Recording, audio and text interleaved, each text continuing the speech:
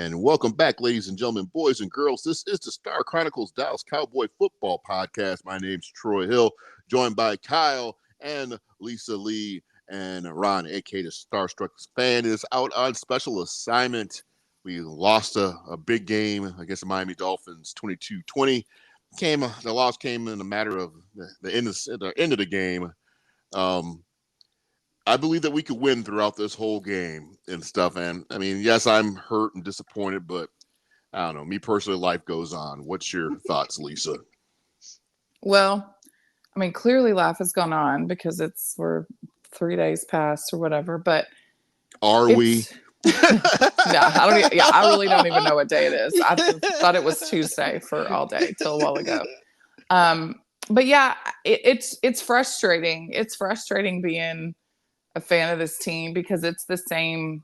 We're on like the 57th verse of this song, and it's the same song every year. Mm-hmm. So it's super frustrating for sure. Yeah, what's your thoughts, Kyle? Yeah, I mean, Dallas really isn't helping themselves in the narrative of they can't be good teams. I mean, we're talking back-to-back teams who are probably going to be in the playoffs, and you got blown out by one, and lost a close one to another. Lost a close game to another one. So it's just they're not doing themselves any favors, especially this whole road narrative.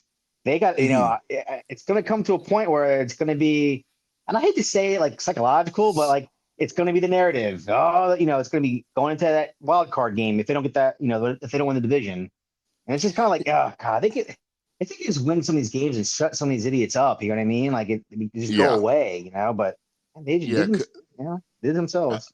This game kind of reeks of the Philadelphia game, the Philadelphia road game, where it just seems like if a couple of things would have been different, like Pollard, instead of like running straight in where he had all that open field where he could just like coast it off and sprint it to the corner, got the touchdown. Of course, the fumble. It just seems like this was like a game that was definitely winnable, but we just couldn't pull it out at the end of the day. What you got on that, Lisa?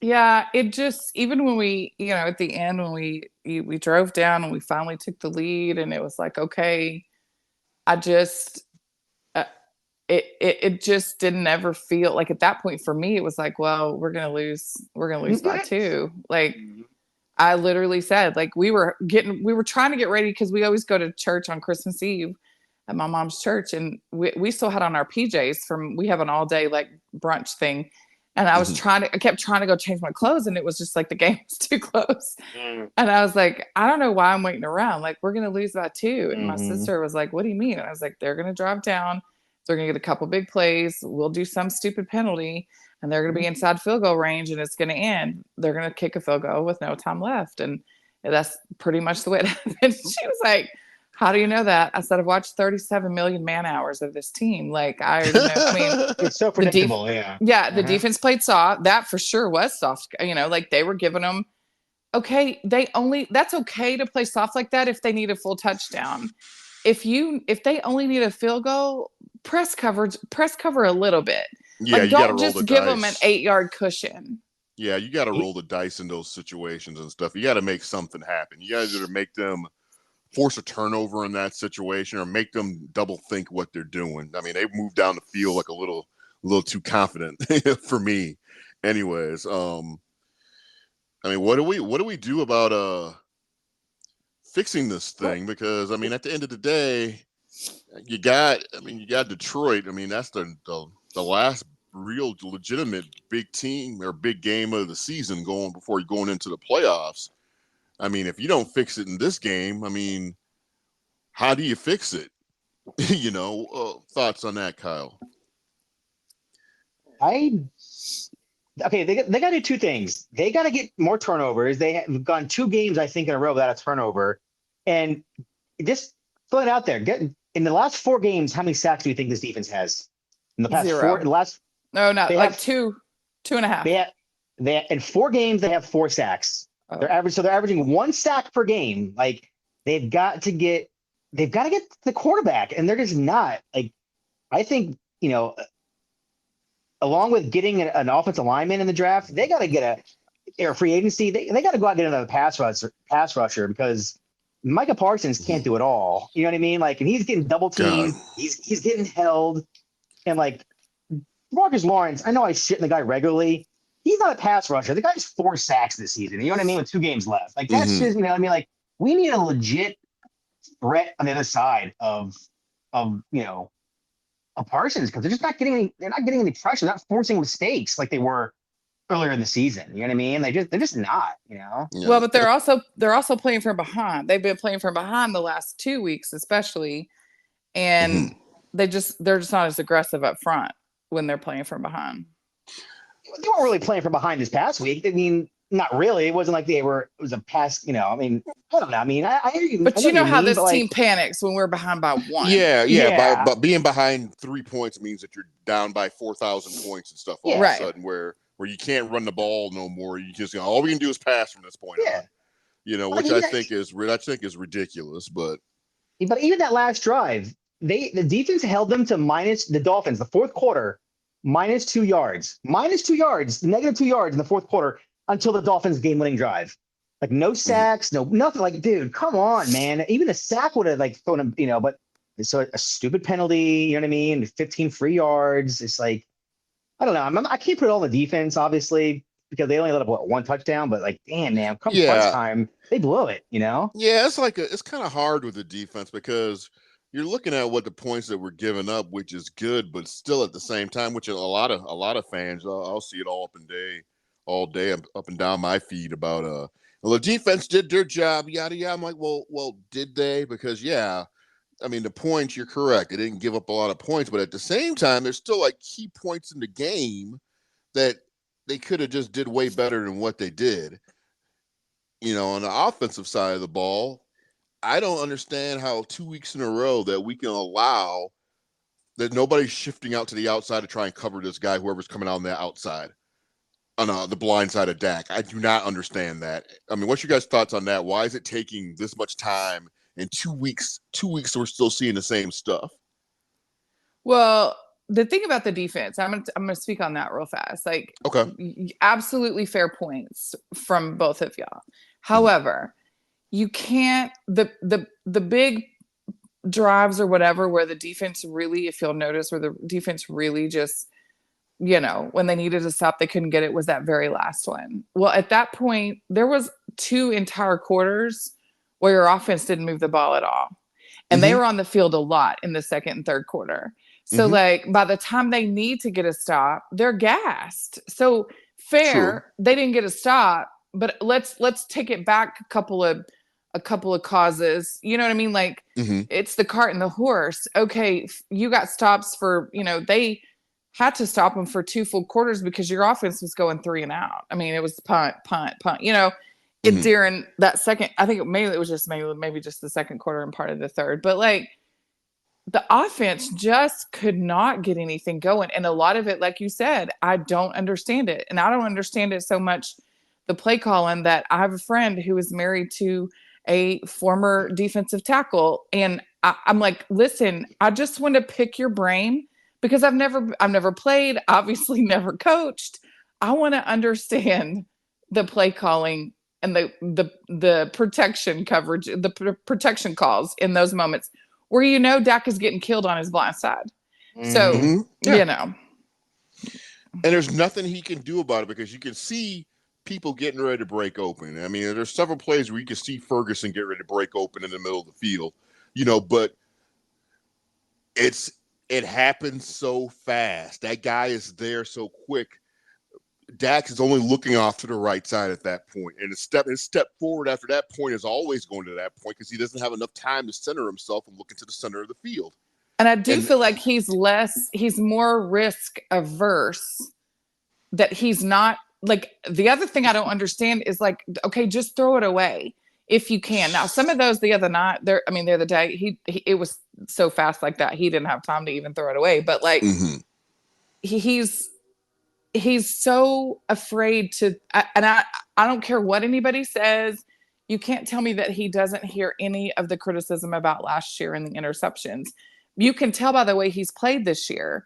He's not throwing all the time. He has thrown into some tight windows where you're like, eek, and then he completes it, and it's like, oh, okay, well, or some of them weren't, but like there were a couple of plays the other day where I'm like, you had people open, but if it's like if he doesn't have the proper setup and the proper time to get his feet set exactly like the way he wants it, it's almost like he's afraid to throw it. I don't know. Tell me what I personally don't think you're talking about.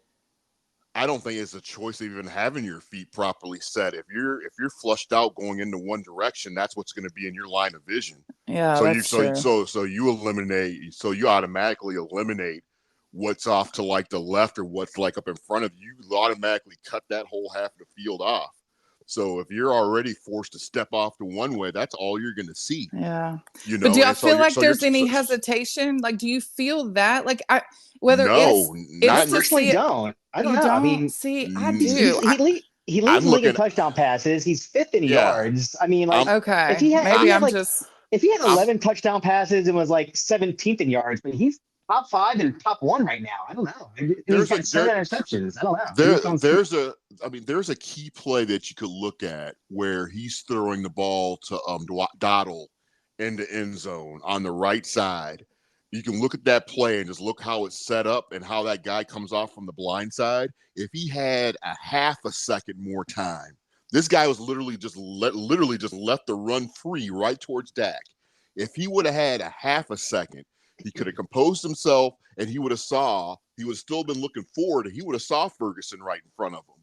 But his trajectory, he was forced to step off to that right side like that. So it kind of like eliminated that side. I mean, that's just my opinion. Maybe I'm wrong. Well, no, and I feel like it was more magnified in the most recent game. I feel like there were times he could have tucked it and run.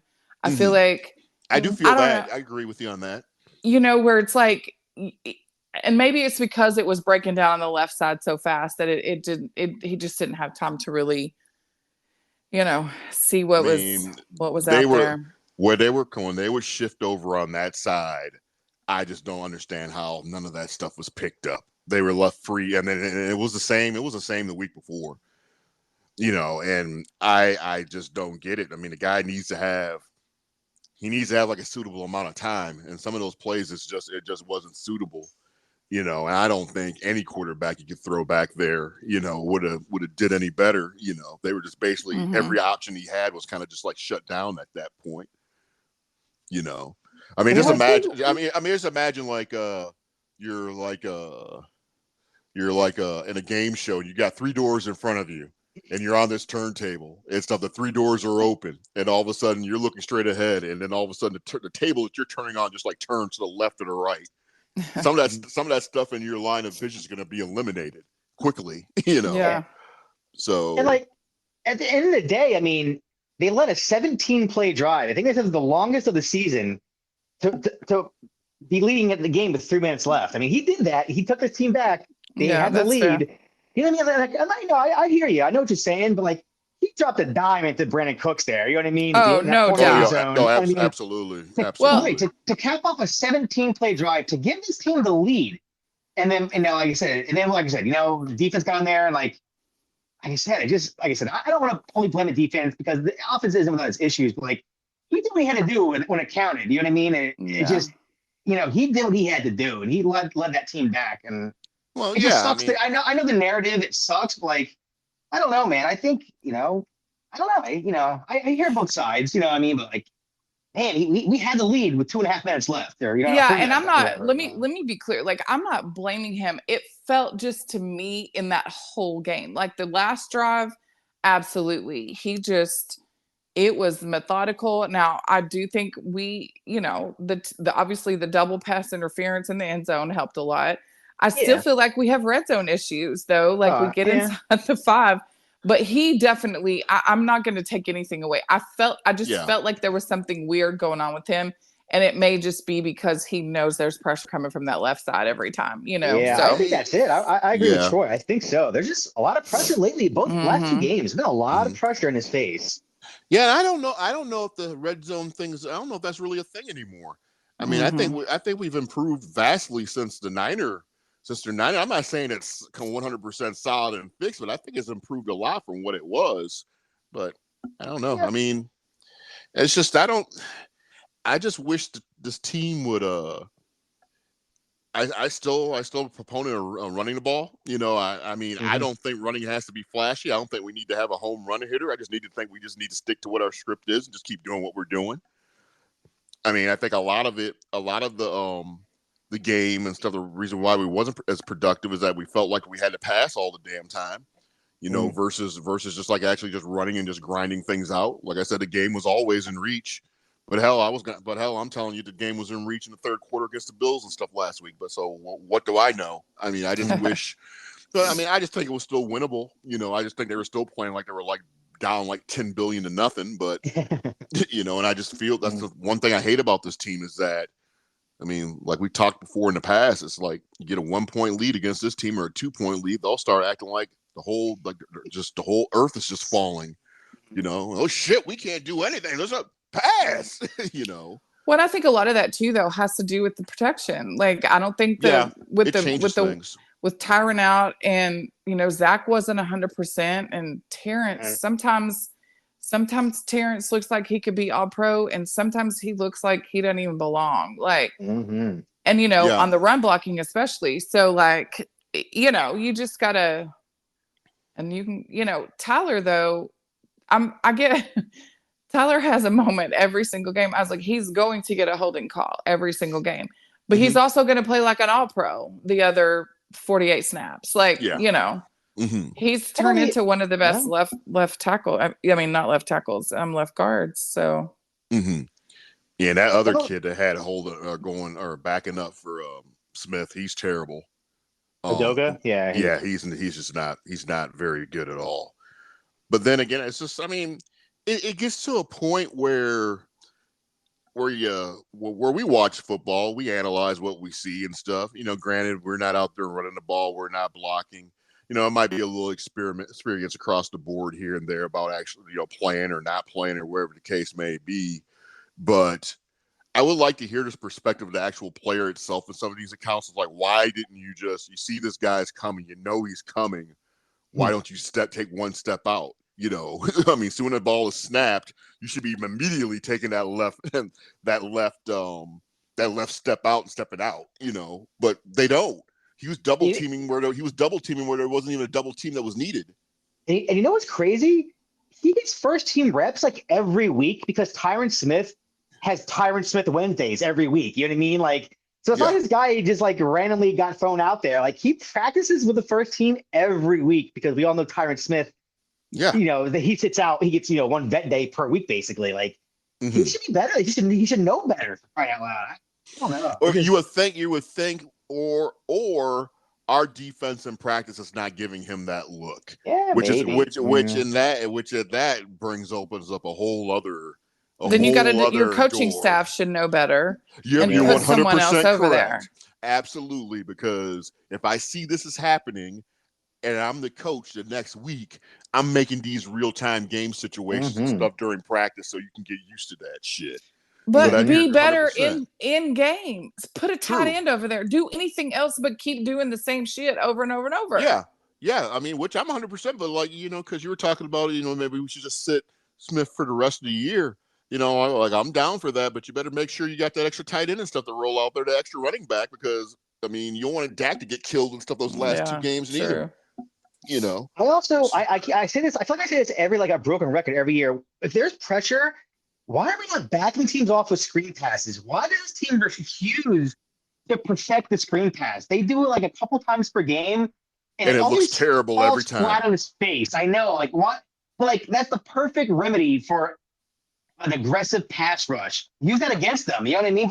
They just run a screen pass to save their lives. It's unbelievable. I'll put it to you like this. I got Cook, I got Turpin, hell, I even got Vaughn, I got Pollard. You're gonna sit there and tell me I couldn't sit up there and run some nice little sweet screen behind our linemen, and create a little space and I mean, it could be done. Every other team in the NFL doesn't except us. No, it's bizarre.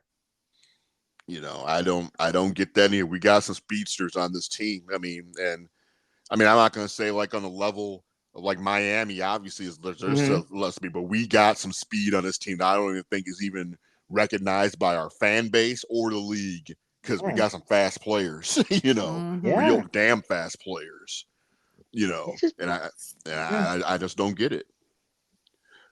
So, I mean, the game, I mean, it's in the books. It is what it is. Yeah.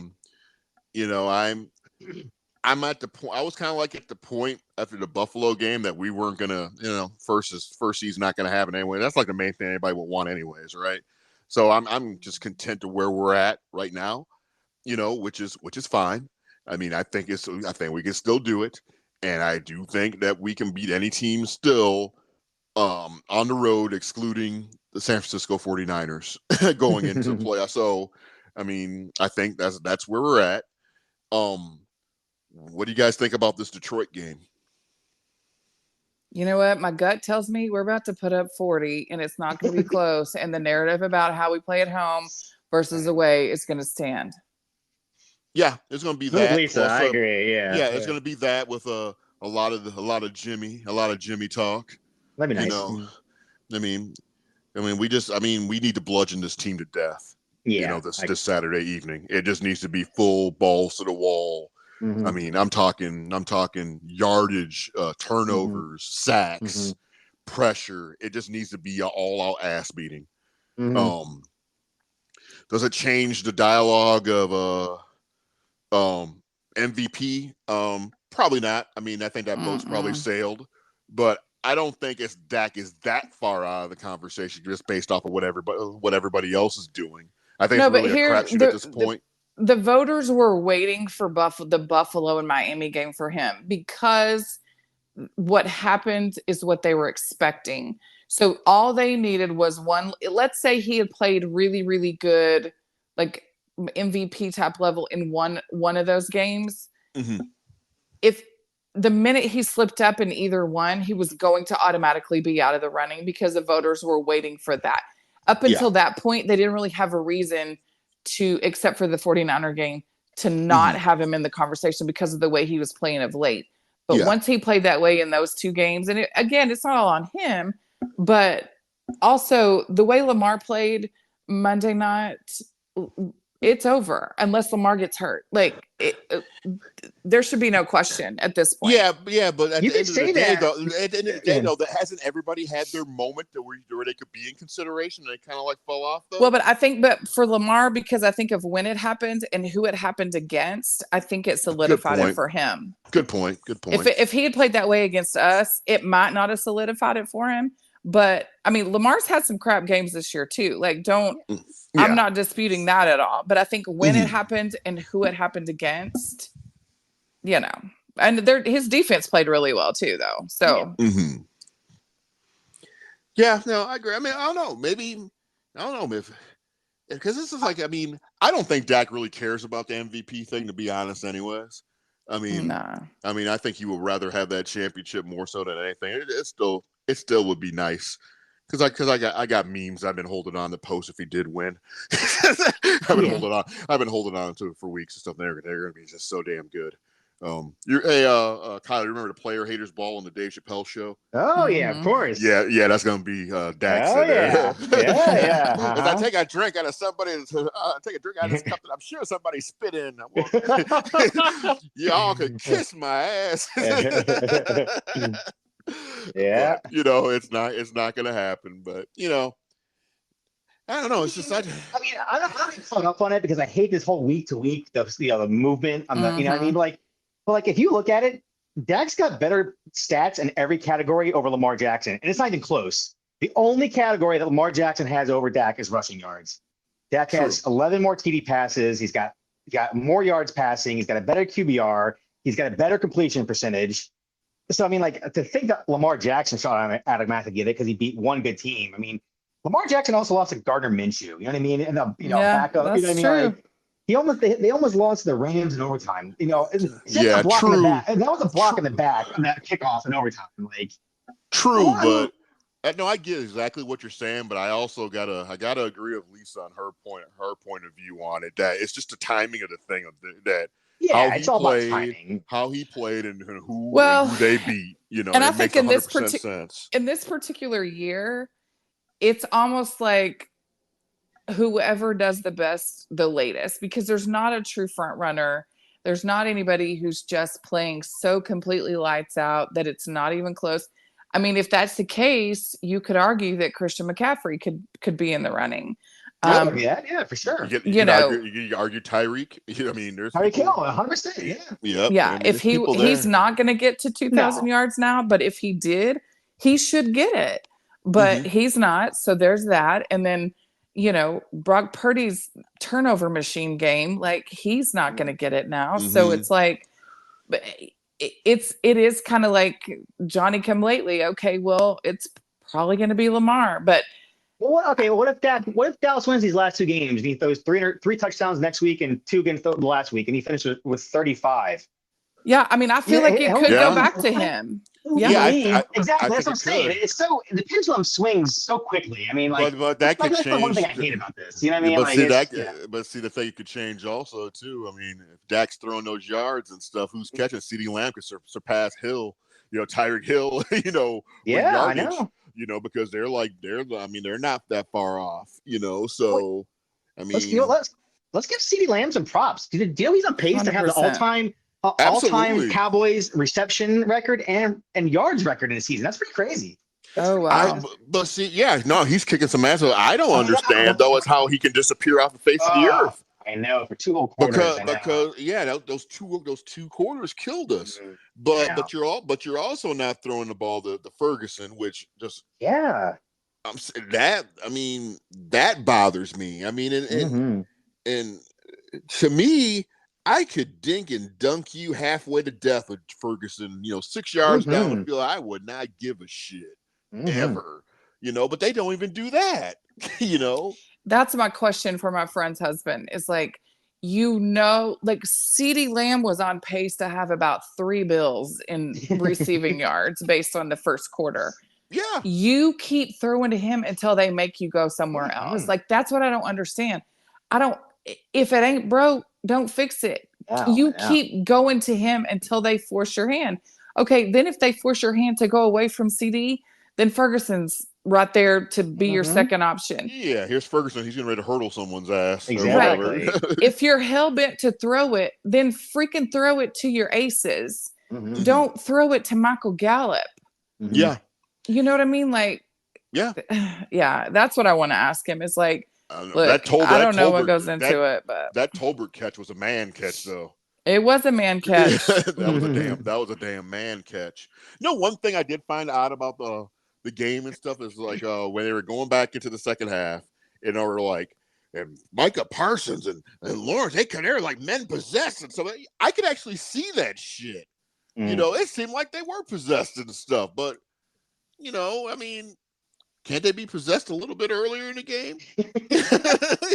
Does it take the second half to be possessed against a team on the road that's above 500? That's a winning team where everybody in the world saying you can't beat winning teams on the road. But here's my thing with Micah Parsons. Like, as good he is so good, but it has to be hard. He is on a scale, like, if I haven't ever watched an all 22, I feel like if I did, let's just say for numbers purposes that he plays 40 snaps. I'm sure it may be more or less than that, but I bet you out of 40 snaps, a holding call could be called on 25 to 30 of them. I think more than that. I think 35. I think it might be a hold every damn time that guy plays.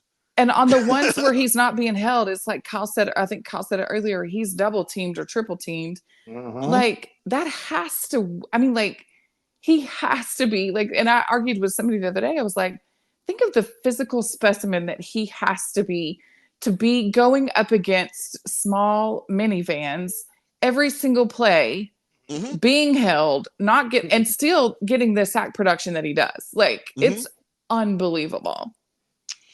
Do you think, I mean, what's going on with the league? Why can't this man get any we get flags for frivolous stuff. Why can't they at least give the man a holding penalty?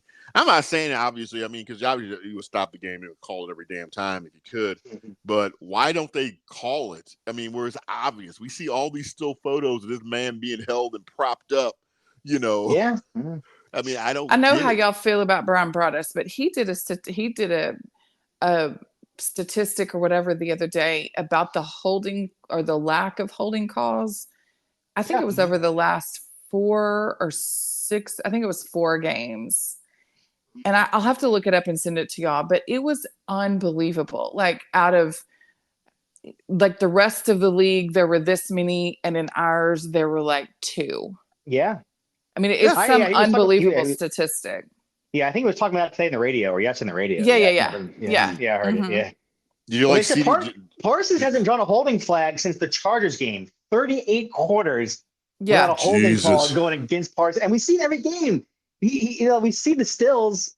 Like, dude, they're holding him clearly. Well, and it's like they'll do a still. So, like Tyler Smith is a prime example. They called a holding call on Tyler Smith. They go back, do the replay, and they're like, "Oh, yep, he's holding." I'm like literally looking at it, going, "Okay, that's done to Micah Parsons every single play." Oh, yeah. So, like, what's the difference? They're like, he turned his whole body. Micah Parsons' whole body is turned every time. I know. Did you like the defensive hold on CeeDee Lamb where they made him look like a copper toner fucking copper toner? Oh, the pants? I know. Yeah, made him look like copper toner. This guy, you don't see that in the hole? I'm like, is he advertising suntan lotion? What the hell is this? What the hell is this crap? Oh. Like, wow. One of my nieces said, "I saw his bum." Yeah. Like, it doesn't get more obvious than that. Right. Yeah, and that I mean, and I'm a firm believer that if we do what we're supposed to do, you know, and it's like I don't want to look at penalties and stuff. The reason why we lose some games, but damn, I mean, it's rough. What? Speaking of penalties, the last stat I'll throw out there: under McCarthy's era, Dallas Cowboys since 2020. Do you know only one team has more penalties than us, and that's Arizona by 1. Other than that, this is in the 4 years under McCarthy, this is the second most penalized team in the league, except for, like I said, except for the Cardinals, who have 1 more penalty than us. And they were saying it's odd because his whole tenure in Green Bay, he was like 17th in penalties. You know what I mean? Like, so is it coaching or is it the players? I don't know, man. But like the penalties are an issue. Like every year we're number 1 in the league in penalties. It's got to stop. Yeah, this is the first week Sam Williams didn't do something stupid because I was expecting him to, because I saw him tackle somebody. I'm like, okay, he's ready to kick him or do something stupid. And he didn't do it. He just went back. I'm like, oh, all right. So It's just bizarre. I don't know. I don't know how you fix that. I don't know, but they need to fix it. They need to fix it now. I mean, they have to fix this thing, man. Because it's like I'm sour on some things, but I still feel like this football team has a shot. If they could just clean up a few of the damn things and just go play, I mean, we can get to San Francisco. You know, and then when we get to San Francisco, damn it, all bets are off. We're talking some Rocky Balboa training like we're getting ready to fight Drago montage, you know. I mean, shit. I mean, I want to get to the damn. I want to get to the damn the shit. You know. I hear you. And I mean, it seems like it's just like the little things, you know. And I mean, like I said, it's like, am I upset about this victory? Yes. To me, it's still kind of like the Philadelphia away game or whatever, where we had chances to win. We just didn't execute when was needed. Maybe we clean up a few more things, you know, but now we're going like a few more weeks down the road saying the same shit. You know, well, we clean up a few things. I mean, but we got to beat. I mean, we got to crush the Lions. I mean, it's a big game Saturday night. Jimmy's going to be in town. You know, and it just has to work right. So you're predicting we're gonna beat the hell out of them, right, Elisa Lee? My gut tells me yes, just because, if for nothing else, because we're back at home. Like, you know, we've averaged 8 points a game or whatever it is at home. Like, I know Detroit's defense is different, and they're not the same old Detroit, but they do still have something to play for. They can still, I think right now, are they in the 2 seed right now? Yeah, they're trying to get that home field. Just imagine how crazy that's going to be if they can get a home field game. They ain't been in the playoffs for 30 they damn are going to years get or a wherever home the field. hell. They are going to get a home field game because they won the division. They won that division. That's right. That's right. So, but yeah, just I think they can the still play for the 2 seed, which they would then have home field except for the championship. I don't think they can get. Maybe I don't know what their record is. Is it 10-4? I mean, 11-4. I think it's 11-4, or is it 10? Yeah, I can't remember.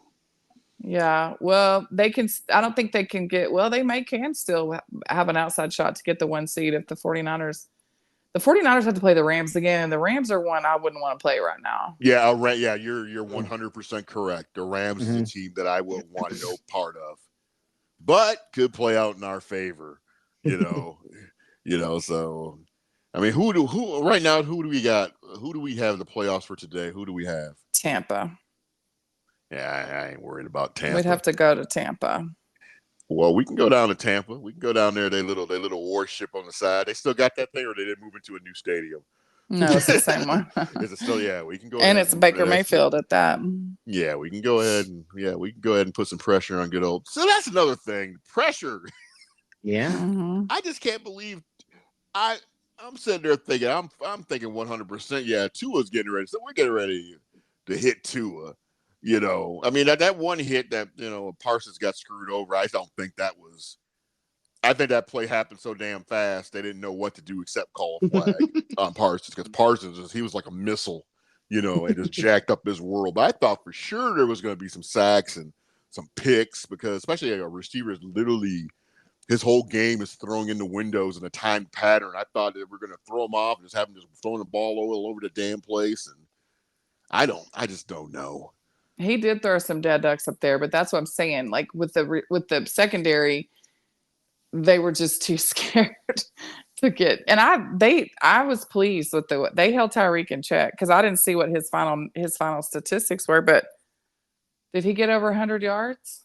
He had 94. Okay, well, yeah, that's better than what he was capable of. Well, I mean. Thank God for the 12-yard, because they gave him like a 12, they gave him like 12 yards off the line or whatever they were, and they were trying to stay over the top of them, and I mean, sometimes you just got to make that sacrifice, I guess. I mean, man, I wish Tyreek would have called Gilmore old and stuff and would have pissed him off. I mean, because that's apparently what works the best with him. So I don't know. But, I mean, I think we all agree that the Cowboys will win this game, but they're going to have to win this game a particular type of way. It's not going to have to be like we won in the last closing seconds. We just need to just totally destroy this team, we just have to. I mean, no ifs, ands, or buts.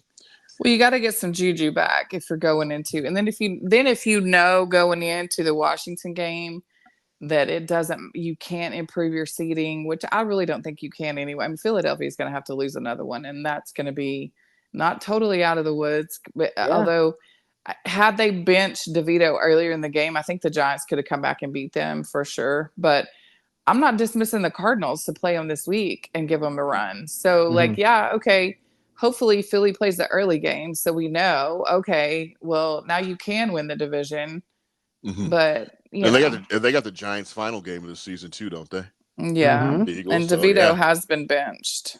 I don't know if they benched him permanently, but I don't know if they said today or not. But I don't know. They must. I'd be kind of terrified and stuff trying to bench him and stuff, seeing the hand gestures and stuff his family makes in the damn stands. I'd be like, eh. No, I think the experiment has come to a close. Half the coaching staff disappears for the New York Football Giants starting at 10.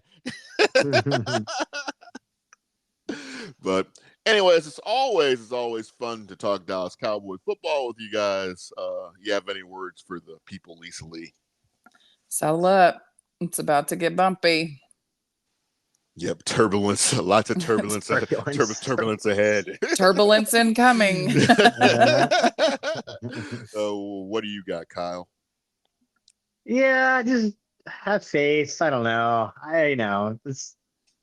They got to rebound. They got to show some life, both sides of the ball again. So I can't see them losing 3 in a row. I just can't. So I think I have faith in this team to rebound. Holy hell! If we lost 3 games in a row, you realize, I don't even want to think about that. Mm-hmm.